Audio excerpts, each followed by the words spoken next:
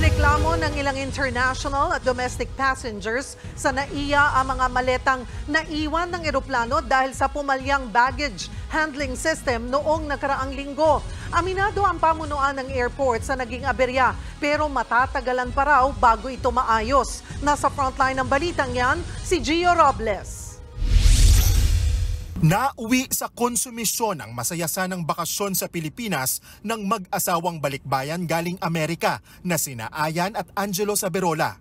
June 12 nang bumiyahe sila patungong Cagayan de Oro galing Maynila. Pero paglapag sa CDO, saka lang nila nalaman na naiwan pala sa NAIA ang mga bagahe nila. The staff came out and, your luggage got left in Manila, sabi nila. Something about a conveyor belt breakdown. Sinubukan magreklamo ng mag-asawa sa sinakyan nilang airline pero inabot ng 5 araw bago na ibalik lahat ang kanilang mga maleta. Bukod kina Ayan at Angelo, naiwan din sa NAIA ang maleta ng kilalang model actress na si Maria Ozawa nang bumiyahe siya pa Singapore noong Biyernes. Kwento ni Ozawa sa kanyang Facebook post, ito raw ang unang beses na nawalan siya ng bagahe.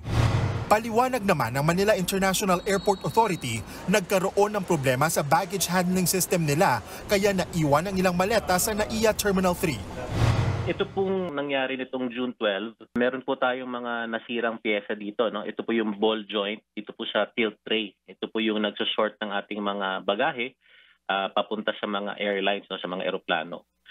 Dahil po dun sa ball joint na ito, pag sumabit po siya dun sa mga motor sa ilalim, no, kung kaya't nagkaroon ng aberya.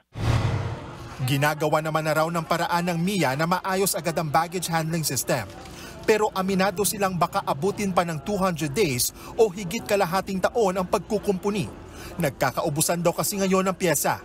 Bukod sa Terminal 3, ganito rin daw ang problema sa NAIA Terminal 1 at 2. Tinitignan naman na raw nila kung may kwalipikadong local manufacturer na pwedeng mag-supply nito dito sa Pilipinas.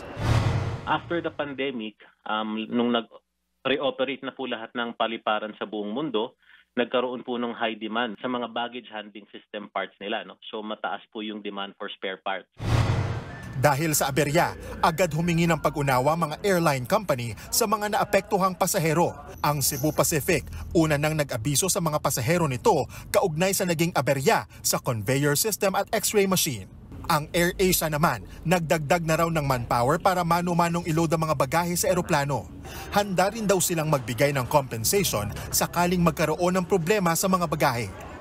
We strictly observe or adhere to the Air Passenger Bill of Rights as well as our terms and conditions of carriage. For every baggage na in bulk po ito, hindi po ito per piece. So 2,400 pesos po for every 24 hours until such time na madala po yung mismo bagahe sa inyong preferred na location. Nagbabalita mula sa Frontline, Gio Robles, News 5. Mga kapatid, Cheryl Cosim po, huwag maging huli at maging una sa lahat sa balitaan. Para sa tuloy-tuloy na talakayang sa Frontline, mag-follow at mag-subscribe sa social media pages ng News 5.